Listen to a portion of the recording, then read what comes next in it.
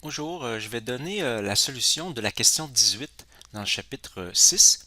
À la question 18, on a ces quatre illustrations-là, quatre dioptres, et on nous demande pour quelle situation l'image sera-t-elle réelle, puis ensuite pour quelle situation l'image sera-t-elle virtuelle. On nous précise que l'indice de réfraction N1, qui est la partie blanche, on pourrait dire, c'est plus faible que l'indice de réfraction N2, qui est en bleu pâle ici. Fait que si on examine les quatre situations une par une, puis on va déterminer à chaque fois est-ce que l'image est réelle ou virtuelle. Ici, la situation 1, notre objet, ici c'est un objet qui est un point. Donc au lieu de dessiner une flèche, on a juste dessiné un point. Puis on a dessiné trois rayons lumineux qui proviennent de cet objet-là. Donc le rayon qui est ici en haut, un autre en bas, puis un autre qui est directement sur l'axe optique. On a aussi représenté des normales. Parce qu'en fait, la droite pointillée qui est là, il faut réaliser que c'est bien une normale parce que elle passe par le centre de courbure du dioptre. Or, si on trace une droite qui passe par le centre d'une sphère, bien, elle va nécessairement être perpendiculaire à la sphère. Donc, je sais que ça ici, là, j'ai 90 degrés entre la normale et la sphère. Donc, ça veut dire que l'angle qui est ici, c'est l'angle d'incidence. Et ici, je vais avoir une réfraction. Je passe d'un milieu à indice de réfraction faible vers un milieu à indice de réfraction plus élevé. Et donc, dans ce temps-là, le rayon lumineux devrait s'approcher de la normale.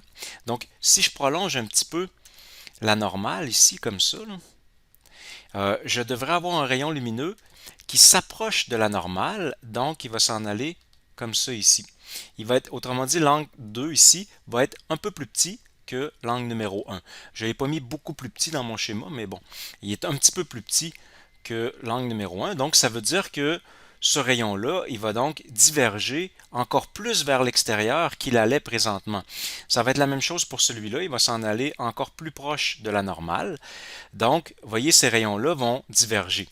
Ça veut dire qu'ils ne vont jamais se rencontrer, mais ça veut dire aussi que si je les prolonge, ils vont venir se rencontrer, ou le prolongement plutôt va venir se rencontrer à quelque part ici. Ça veut dire que l'image va se former à cet endroit-là, ou va sembler être à cet endroit-là, et ça va donc être une image virtuelle, parce qu'elle est formée par le prolongement des rayons. Dans la situation 2, là, cette fois-ci, on nous a aidé un petit peu. Les rayons réfractés, ils sont déjà représentés. Donc, ils sont en bleu ici, là, et on voit bien que si on les prolonge, en fait, je pourrais même les prolonger en très plein. Alors, si on les prolonge, ils vont finir par se rencontrer à quelque part ici, celui du milieu également. Et donc, l'image va être à cet endroit-là. Ça sera donc une image réelle, puisque ce sont les rayons eux-mêmes qui se rencontrent.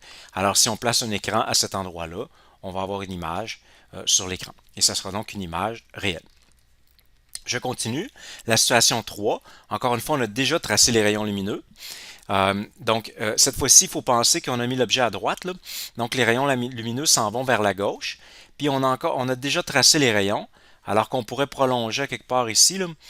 Mais donc, bon, ça va dépasser l'écran dans ce cas-ci, mais on peut bien deviner qu'ils vont finir par se rencontrer quelque part vers la gauche. Là. Et ce sont les rayons eux-mêmes qui vont se rencontrer. Donc, ça sera une image réelle, encore une fois. Si je place un écran à cet endroit-là où ils vont se rencontrer, euh, euh, je vais avoir une image qui va se former sur l'écran. Et dans la dernière situation, encore une fois, l'objet est à droite. Les rayons s'en vont comme ça, ils émanent de l'objet et s'en vont vers le dioptre. Et on va appliquer le même raisonnement que tout à l'heure. On a ici notre normale, puisque ça passe par le centre. Donc on a une normale, c'est à 90 degrés.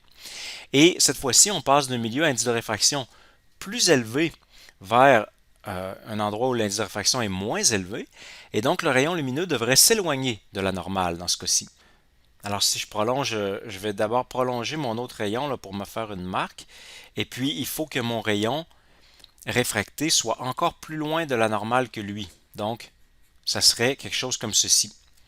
Et j'aurai la même chose de l'autre côté, quelque chose comme ceci.